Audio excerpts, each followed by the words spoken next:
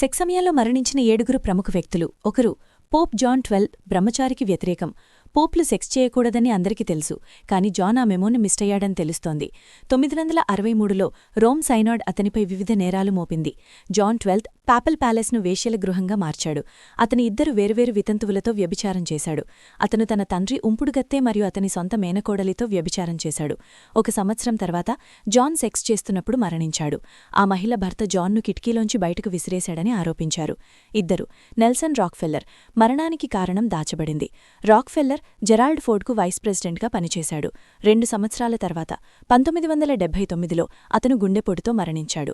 Rockefeller వయసు 70, కాబట్టి అది అసాధారణం కాదు. అది ఎలా జరిగిందనేది అసాధారణం. నెల్సన్ తన 25 ఏళ్ల కార్యదర్శి మేగన్ మార్షాక్తో సెక్స్ చేస్తున్నాడు. స్పష్టంగా అతను భావప్రాప్తి పొందుతున్నప్పుడు మరణించాడు. నెల్సన్ వస్తున్నాడని అనుకున్నాడు, వెళుతున్నాడని న్యూయార్క్ మ్యాగజీన్ చమత్కరించింది. తదుపరి విచారణను నివారించడానికి కుటుంబం తొందరగా దహన సంస్కారాలు చేయాలని ఆదేశించింది. 3 లార్డ్ పామస్టన్. తన చివరి బిలియర్డ్ ఆట ఆడాడు. పామస్టన్ యునైటెడ్ కింగ్డమ్ ప్రధానమంత్రి. 1865లో తన 81వ పుట్టినరోజుకు ముందు ఆయన అనారోగ్యానికి గురయ్యారు. పామస్టన్ ఆరోగ్యం చాలా బలంగా ఉంది. త్వరగా కోలుకోవడానికి ఆయన బిలియర్డ్ టేబుల్పై పనిమనిషితో సెక్స్ చేశారు. ఇది సహాయం చేయలేదు. ఇప్పటికీ ఊపిరి ఆడకపోవడంతో పామస్టన్ ఊపిరాడకుండా పోయాడు.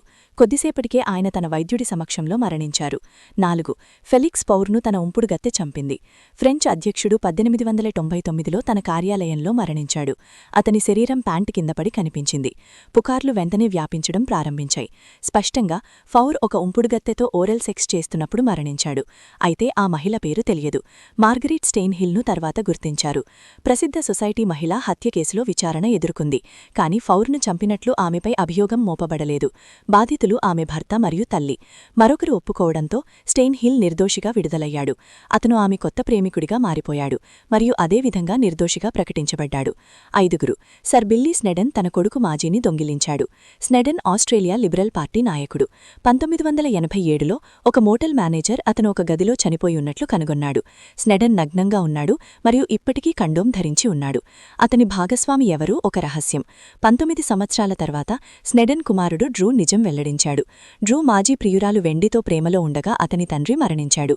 ఇది ఒక అద్భుతమైన సాయంత్రం అని డ్రూ అన్నాడు. ఆ వృద్ధుడు సంతోషంగా బయటికి వెళ్లాడని నేను ఖచ్చితంగా అనుకుంటున్నాను. ఉద్యోగంలో చనిపోవడం ఎవరైనా గర్వంగా భావిస్తారని నేను ఖచ్చితంగా అనుకుంటున్నాను. 6 జేమ్స్ మెక్కానగే గర్వంగా మరణించాడు. జేమ్స్ మాథ్యూ మెక్కానగే తండ్రి. మాథ్యూ తల్లికే దీనిని ఇలా వర్ణించింది. సోమవారం ఉదయం అతను మరియు నేను తరచూ ప్రేమించుకోవడం ద్వారా వీడ్కోలు పలికేవాళ్లం. కాని ఒకరోజు అకస్మాత్తుగా అది జరిగింది. నేను అతని నుండి ఏమీ విననందున ఏదో తప్పు జరిగిందని